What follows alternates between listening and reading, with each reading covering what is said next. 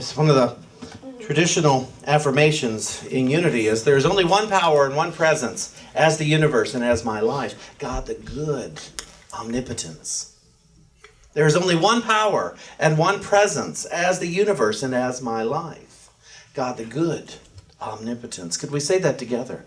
There is only one power and one presence as the universe and as my life. God the good, omnipotence. Oh, let's say it again. It sounds so good. There is only one power and one presence as the universe and as my life. God the good, omnipotence. Omnipotence meaning power. Power. Power itself. See, God, we don't treat as a person. Sometimes we do personify God because we just need to. Just the way it is. We just need to do that. But overall, God is not a person. God does not think. God does not make choices. God is. We had to find a word to communicate what is. And so we chose the word God. Other faiths choose another word, but this is the one that we in unity have chosen. But God is principle itself. God is law itself. God is power itself. God is presence itself. God is power, presence. Oh, what's the one? Knowledge. That'll be our theme next week. God is knowledge itself. God is. And because God is, I am. And that's how I have understood my faith. I try to simplify this stuff as much as possible because it's so easy to complicate it. But what does this, it doesn't matter. What is the simplest way that you can act on your faith in good? Because it's certainly easy to act on our faith in what's wrong. You know, we could spend a lot of time each day looking at our faith and what's wrong in the world. Let's spend more time each day, each hour, each minute focused on what's good, what's right, what must be true in spite of what I see. Imagine that. If you could look at your life and say, but wait a minute, just because it doesn't feel good, just because it's uncomfortable, just because it's not what I want, doesn't mean necessarily that it's bad. It's just not what I wanted to see manifested.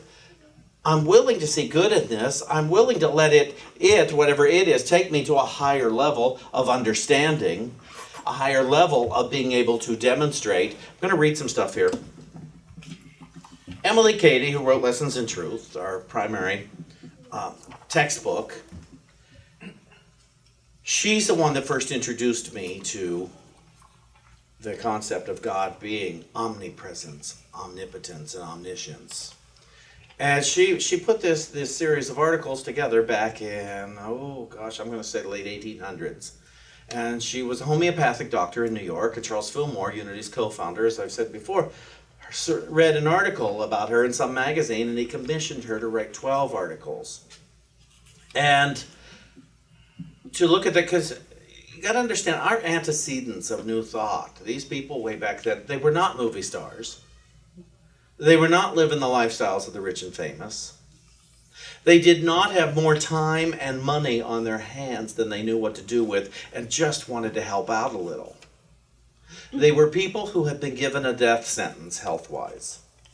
They were people who were offered other trials and tribulations in life, and they didn't want to think that that is the best that they could do. They didn't want to think a 3-month sentence and you will be dead of this dis-ease is the best that they could manifest today. And so they looked into other ways. And everywhere they went, they found that it was the power of thinking that would change everything. It was their power of thinking that could shift into new actions, into new, moving your feet. It didn't really matter why they had manifested a dis-ease. It didn't matter why they had manifested poverty. It didn't matter so much. They didn't need to find out why they were doing it all wrong. What they needed to find out was how to do it correctly if they wanted to live the life that they knew had to exist, that had to be possible.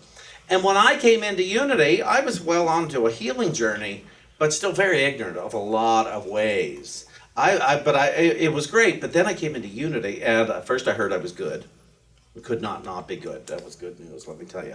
Because I doubted, but I also suspected I might be good. But as I say, it's nice to hear it confirmed from the pulpit. And so, you're good. You're good. If anybody's doubting today, trust me. You're good. You can't not be good. You can be really horribly behaved. Not you, but you know what I mean. And but you can feel awful. But you can't not be good. So if that is the case, we got to ask the question though, how is it, if I am good, how could I not manifest good? Well, the truth is, you can. We all can manifest good. And I'm going to tell you, all of the time. How you doing there? I'm sorry. No, you got blood sugar. Take a handful. Crunch them down. So, Emily Cady said, most persons, this is chapter 5, I believe, on affirmations and denials, which is our basic way of prayer in Unity. She says, most persons, when they first consciously set out to gain a fuller, higher knowledge of spiritual things, do so because of dissatisfaction. Ding, ding, ding. You know, it got so bad they turned to God. Or perhaps unsatisfaction would be a better word, with their present conditions of life. I love, she says, the hunger that we feel is but the prompting of the divine within us, which longs with an infinite longing to fill us. It is but one side of the law of demand and supply, the other side of which is unchangeable, unfailing, the promise, all things whatsoever ye pray and ask for, believe that ye receive them, and ye shall have them. We usually don't fulfill that prayer. We don't believe that we have received them. The supply is always equal to the demand, but there must first be a demand before supply is of use. There is attainable by us a place where we can see that our doing can cease, because we realize that spirit is the fulfillment of all our desires. We simply get still and know that all things whatsoever we desire are ours already. And this knowing it or recognize it has power to bring the invisible good, the innermost substance of all things forth into just the visible form of good that we want. But in order to attain this place of power, we must take the preliminary steps faithfully, earnestly, trustingly. Through these steps at first glance, though these steps at first glance seems to be useless and as empty as do the ceremonial forms and religious observance of the ritualistic churchman. To affirm anything is to assert positively that it is so. Now here's where we can come up short, because a lot of us are affirming things we don't want. Well, seriously, look at your Facebook page. Hopefully it's not your post. But look at your Facebook wall and look at how many affirmations there are about what is wrong, what is terrible, what is bad, what should not be happening. Those are prayers. And I've talked to certain friends of mine about this. And I'm talking conservatives and liberals.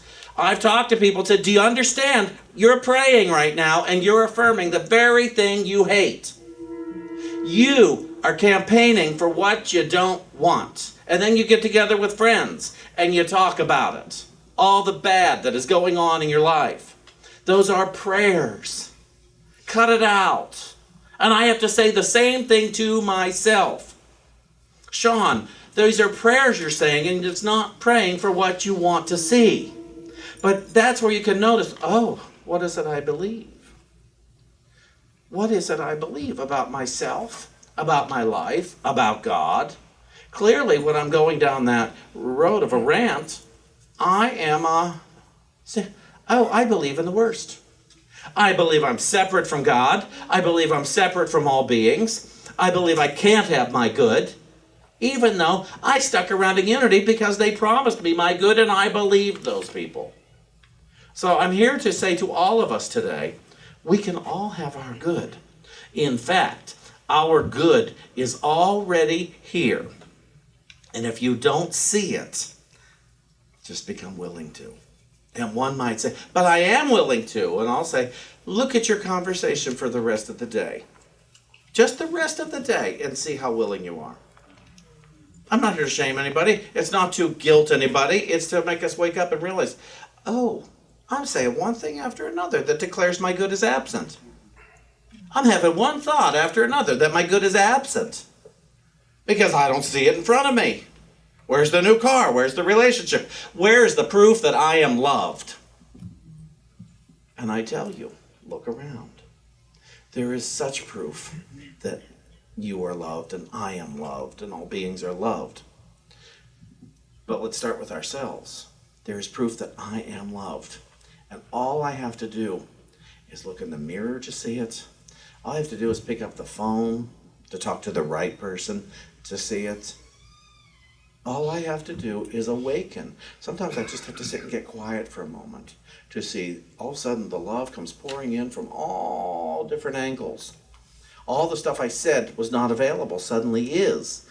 And sometimes though I'll be happening. I'll say, well, yeah, but he had a hat, you know, the old joke. You know that joke, don't you? No. Oh my goodness. Grandmother's at the beach. Her grandson is out in the water playing. Suddenly he disappears into the water.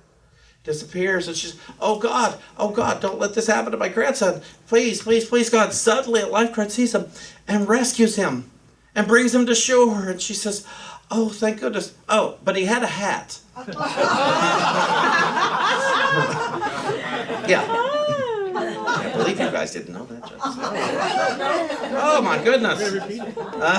Yeah, please. That first line, there is attainable by us a place where we can see that our doing can cease. Because we're not human doings, we're human beings. Spend more time being still than you currently do each day. Spend a little more time being still before you rush off to do everything that has to be done. What if, while you were being still, somebody else did for you what needs to be done? What if everything fell into place while you were busy being still for an extra 5 minutes? And it impresses me how my stillness, when I choose to get still, can let me be calm 6 hours from now when normally I would be upset. Will let me be kind in a situation where normally I would be extremely unkind. It impresses me how that, and that's what I see about power, that we have the power within us to be powerful. And there's a difference there. God is power itself, and so that power is in me in order that I may be powerful. I may be so powerful that I could sit still. I might be so powerful that I could resolve an inharmony with a look, with a kind word, with an understanding word. I may be so powerful that I could dissolve an inharmony because I look at it differently and realize, oh, I didn't understand that before because I thought it should look like this. Turns out it needed to look like this. And now I see it like this, and oh, of course, that makes perfect sense. Have you ever had that happen? When you knew you were right, you knew it, you were right, and they were wrong, whoever they is, and then you wake up and realize, oh, I was completely wrong, how embarrassing. I was completely mistaken about that. I thought they were saying this, and they never said that. If we could just record all of our conversations, I think we would laugh at how many things we think were said in a tone that were said it, and it wasn't. At how much stuff we make up to reinforce the victim within us. So anyway, to affirm anything is to assert positively that it is so, even in the face of all contrary evidence, including your past. We may not be able to see how, by our simply affirming a thing to be true, a thing that to all human reasoning or sight does not seem to be true at all. We can bring this thing to pass, but we can compel ourselves to cease all futile quibbling and go to work to prove the rule, each one in his own life. In some way, which is not easy, there is power in our word of faith to bring all things right into our everyday life. Everybody here has the power within themselves to bring everything right into your everyday life. There is not one situation, not one circumstance that you and I do not have the power within us to bring right. And it's usually not going to be to change the other person. It's not to become wrong ourselves. It is to see it rightly. It is to see all circumstances, all events, all stuff rightly. Some people get a cold and it's the end of everything. And somebody else gets a tumor and they use it to help the world. So to see it rightly and realize there is a way to heal. Just because I don't know what it is, because I have not studied medicine for 16 years. And I have one friend who is a self-prescribed hypochondriac and therefore feels right to diagnose things, but also knows he can laugh at himself and realizes that, just because I think this doesn't make it so today, thank goodness. But just because I think someone is bad doesn't mean they are bad. What if each of us took the person we see in the world that scares us as individuals the most, because each of us has one of those, and says, I'm willing to see where they are guiding me to good. I am willing to see where this being is guiding me to my highest thinking, so that peace may prevail in earth as it is in heaven. Not on earth, but in earth. Joseph Fillmore, when he did the Lord's Prayer, always says, in earth as it is in heaven. And so to begin to look at things and let it shift, because we have the power to do so. Moving on. We speak the word, we confidently affirm, but have nothing to do with the establishing of the word or bringing it to pass. So if we decree or affirm unwaveringly, steadfastly, we hold God by God's own unalterable laws to do the establishing or fulfilling. Therefore, think of your spiritual promises, the things that you have been promised. It's one of my saving graces, is I often look, wait a minute, I was promised this is somehow good. I was promised peace can be here. I was promised that I'm not going to fight it any longer. I'm willing that the peace be revealed. I am willing that the health be revealed. I am willing that the prosperity be revealed. I am willing to take that time to allow it to be revealed, rather than say, it's never going to happen. No, I'm not saying I do this every time. I'm saying I need to get on board with it as much as at least 5 of you do, in allowing the good to be revealed. But do you believe the good exists? And that's what we got to get on board with. Do I believe the good I want to see exists somehow? And some will say, well, I do, but. And I had a minister said, put your big butt away. And begin to get on board with what you claim you believe. And see again, do I believe that it is somehow possible? The good I wish to see, can that somehow be seen? Look at how many people in this church sing who 5 years ago said, there's no way I'm going to sing in public. There's no way I could do this. There's no way. I remember when I quit smoking, my gosh, I would have told you, there's no way I can quit smoking. Right now I'm on the fence with cookies.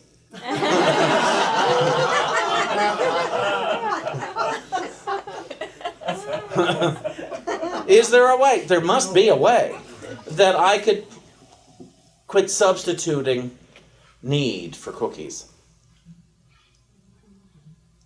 Trying to fill a gap with something that won't ever fill it.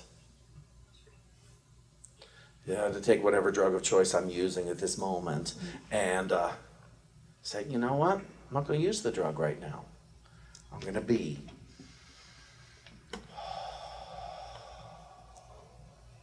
Tap your neighbor and say, just be.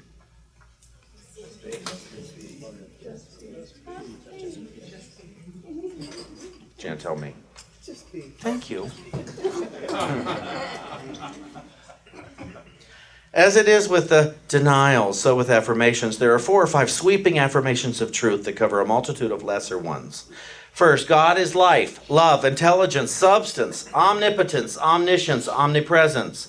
These ideas from the second lesson, Statements of Being, which is chapter 2, as you repeat the affirmation, please remember that every particle of life, love, intelligence, power, or of real substance in the universe is simply a certain degree, or so to speak, a quantity of God made manifest or visible through a form.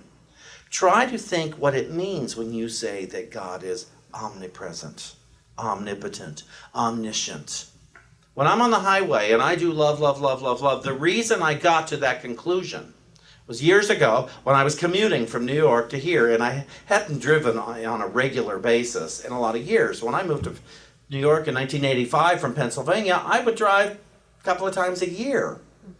And so when I started doing it up 95 every morning, I was a little anxious. And I thought, okay, I need a word. I need a word that will bring me into spiritual reality, spiritual understanding. And I thought, the word God wasn't going to do it for me. And I needed a word that is God. And the word that came for me was love. And so I would look at another car zipping by that I would have a resentment toward.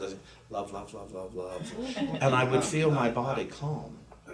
I would feel myself feel more secure in my car and on the highway. And I trust no harm can come to me while I am in love.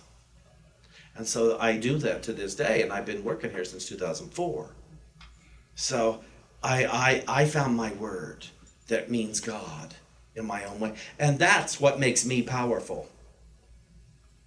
That is a demonstration of my power, that I would be willing to look at this differently instead of everybody being wrong.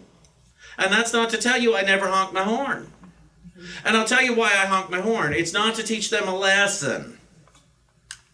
Why I honk my horn now is because I have come to realize sometimes if I am driving erratically, I'm not paying attention, somebody honking their horn makes me aware, oh, there's other people here.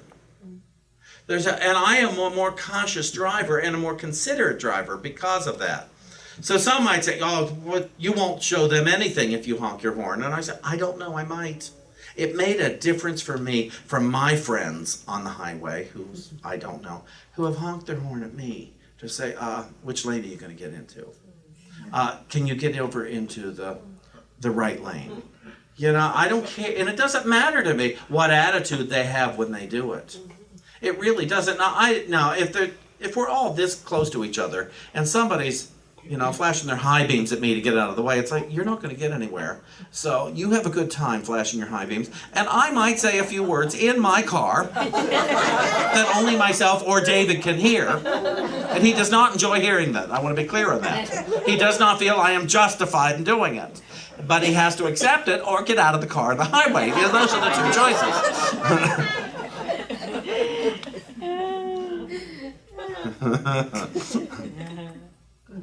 So try to think what it means when you say that God is omnipresent, omnipotent, omniscient. God is omnipresence, everywhere present, we said last week. God is good. And I love what she says.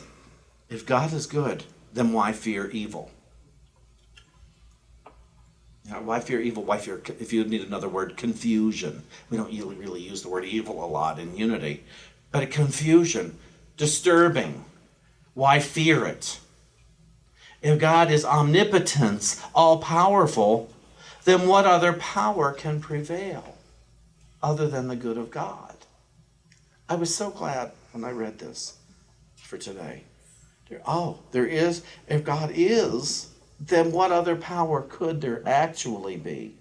There's only the illusion of other powers. There is no other power.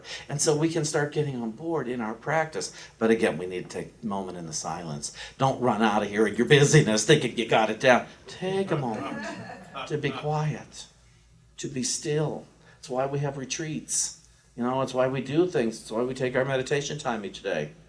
So, since God is omnipotence and omnipresence, put aside forever your traditional teaching of an adverse power, of evil, the devil, that may at any moment thwart the plans of God and bring harm to you.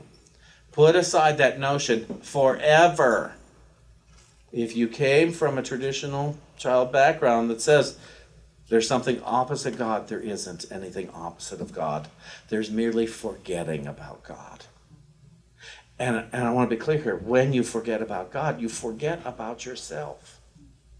It may seem that you're full of yourself when you do that, but actually you have just voided yourself. That's what the narcissist is. The narcissist has no self. And so they're trying to create distraction and things to create a self.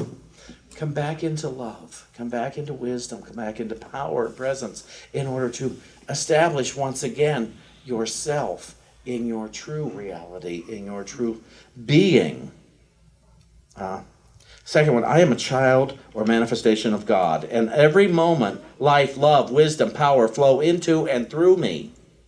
I am a child or a manifestation of God, and every moment life, love, wisdom, power flow through and into me. I am one with God, and I am governed by God's law.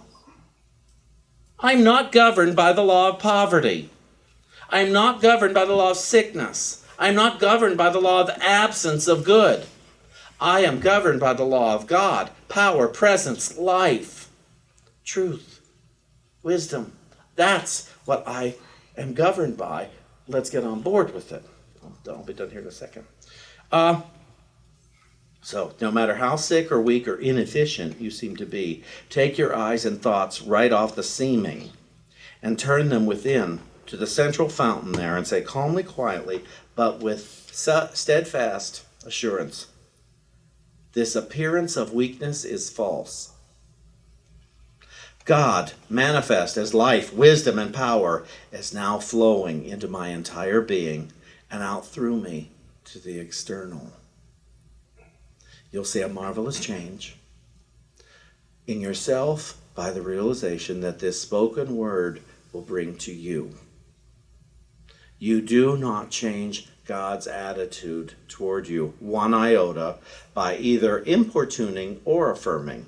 You only change your attitude toward God.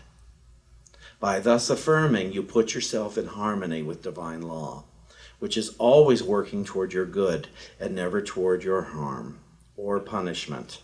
I want to read one thing from the Holy Spirit's interpretation to back this up. It comes from the book of Luke, and it's chapter 10, I think. No, chapter 9. No, chapter 10. Verse 1. And it says, give no thought to what you are to do in the next moment of time. When that moment comes, ask. Then, what are you to do? I will answer you in that moment. For each moment brings with it its own opportunities for healing. But if you are thinking of another moment in this moment of time, you miss the opportunities that are given in the current moment. In this way, your healing will seem to take longer because you are not using the time you have been given for the purposes of healing. Think not for yourself. Remember that it is your thinking that has brought you to the point of needing healing. Relinquish your own thought and trade it for my thought, meaning Spirit's thought. Now is the opportunity to trade. Lay down your own thought now, and I will fill you up with my thought. Go filled with my thought, and do not question the thought that is given.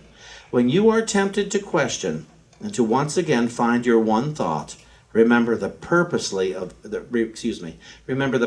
of your journey. Joyously choose my thought again.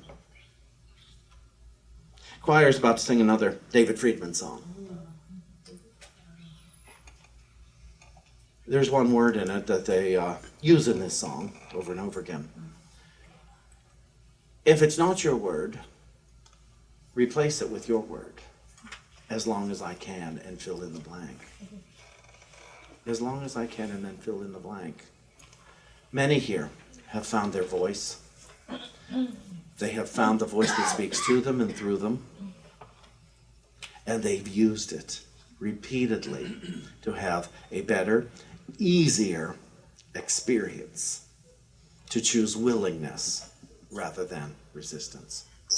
So let's move forward in this celebration service, remembering God is my source and my supply.